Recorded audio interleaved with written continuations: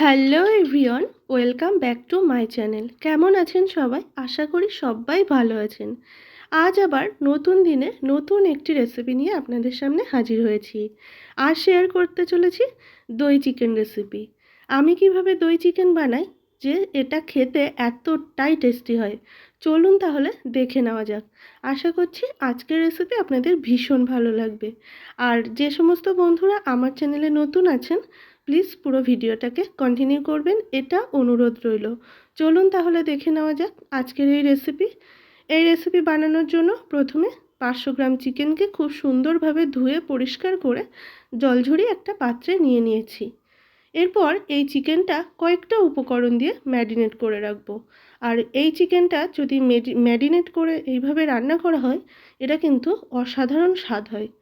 প্রথমে দিয়ে দিলাম হাফ চামচ ব্ল্যাক পেপার, তারপর দিয়ে দিলাম সামান্য একটু গরম মশলা গুঁড়ো, আর তারপর দিয়ে দিলাম হচ্ছে স্বাদ অনুযায়ী লবণ, এবং এরপর দিয়ে দিলাম হচ্ছে 2 চামচ সর্ষের তেল।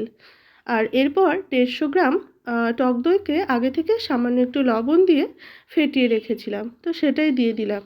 এই সব উপকরণ চিকেনের সঙ্গে খুব সুন্দরভাবে প্রথমে মেখে আমি 10 থেকে 15 মিনিটের জন্য রেখে দেবো।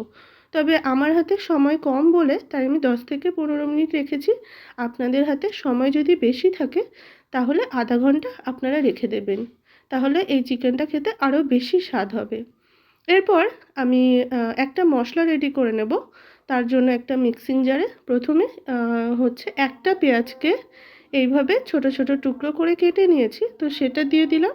তারপরে দিয়ে দিলাম একটা টমেটো ছোট মাপের, আর এরপর দিয়ে দিলাম হচ্ছে 4টে কাঁচা লঙ্কা। এরপর কয়েক কোয়া রসুন দিয়ে দিলাম। তারপর দিয়ে দেব হচ্ছে আদার টুকরো, পরিমাণ অনুযায়ী আদার টুকরো দিয়ে দিলাম। এরপর দিয়ে দেব সামান্য একটু জল, যাতে খুব স্মুথভাবে পেস্টটা তৈরি হয়ে যায়।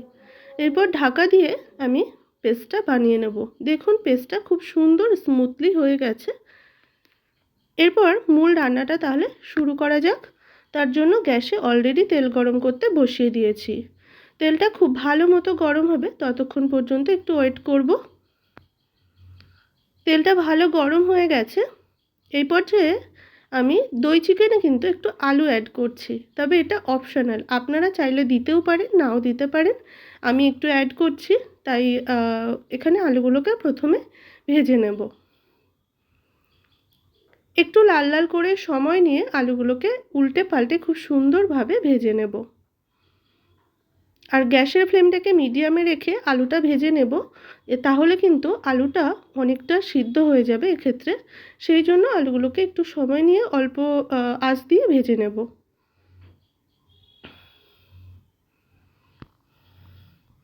আলুর কালার অলরেডি চলে এসছে, ভাজাটা দেখুন অনেকটা হয়েও গেছে। আবারও খুব সুন্দরভাবে নেড়ে চেড়ে দিচ্ছি।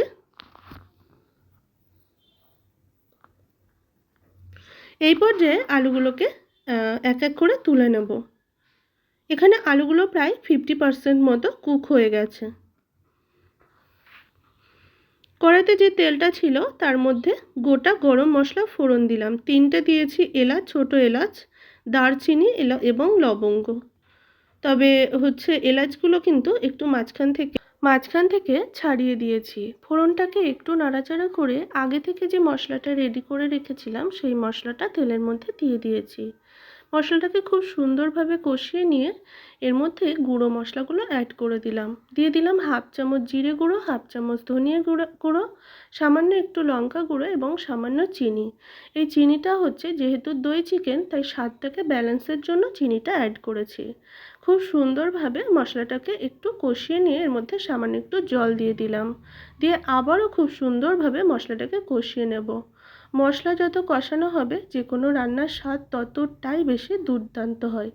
এদিকে 10 থেকে 15 মিনিট হয়ে গেছে, আর এদিকে মশলাটাও আমার খুব সুন্দরভাবে কষানো হয়ে গেছে। এই পর্যায়ে চিকেনটা অ্যাড করলাম, তবে গ্যাসের ফ্লেমটাকে একদম লো করে দিয়ে চিকেনটাকে অ্যাড করেছি। যেহেতু দই দেওয়া, যদি গ্যাসের ফ্লেম হাইতে দিয়ে চিকেনটা দিতাম তাহলে দইটা কিন্তু কেটে যাওয়ার সম্ভাবনা থাকতো। তারপর মশলার সাথে চিকেনটাকে খুব সুন্দরভাবে কষিয়ে নিয়ে এরপর এই পর্যায়ে আমি আলুটাও একবারে অ্যাড করেছি, কারণ আলুগুলো যেহেতু সিদ্ধ হবে তাই একই সাথে দিলে আলুগুলো ভালোভাবে কিন্তু সিদ্ধ হয়ে যাবে। 2 থেকে 3 মিনিট গ্যাসের ফ্লেমটাকে মিডিয়ামে রেখে চিকেনটাকে একটু ঢাকা দিয়ে কষিয়ে নিলাম। এরপর ঢাকাটা তুলে আবারও খুব সুন্দরভাবে এপিট ওপিট করে নাড়াচাড়া করে দিলাম। দেখুন মশলা থেকে তেল ছাড়া অলরেডি শুরু করে দিয়েছে। আবারও একটু ঢাকা দিয়ে দেব।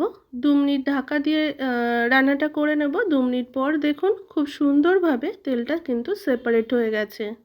এই পর্যায়ে খুব সুন্দরভাবে চিকেনটাকে আবারও কিন্তু এপিট ওপিট করে নেড়েচেড়ে দেব। খুব সুন্দরভাবে নেড়েচেড়ে এর মধ্যে যে মিক্সিং জারের মধ্যে মশলাটা করেছিলাম তার মধ্যে সামান্য একটু জল দিয়ে সেই জলটাই কিন্তু এর মধ্যে অ্যাড করলাম। একদম অল্প পরিমাণে জল অ্যাড করেছি, এতে করে চিকেন বা আলু খুব সুন্দরভাবে কিন্তু সিদ্ধ হবে।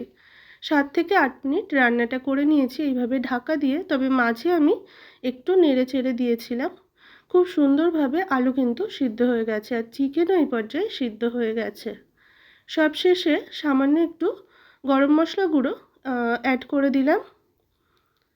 গরম মশলা গুঁড়োটা দিয়ে খুব সুন্দরভাবে মিশিয়ে নিলাম। তৈরি হয়ে গেছে আমাদের আজকের রেসিপি, দই চিকেন রেসিপি। এই দই চিকেন এতটা টেস্টি হয় যেটা রুটি, লুচি, পরোটা বা ভাত বা ফ্রায়েড রাইস সবের সাথে কিন্তু ভীষণ ভালো লাগে খেতে। আজকের রেসিপি আপনাদের কেমন লাগলো অবশ্যই জানাবেন।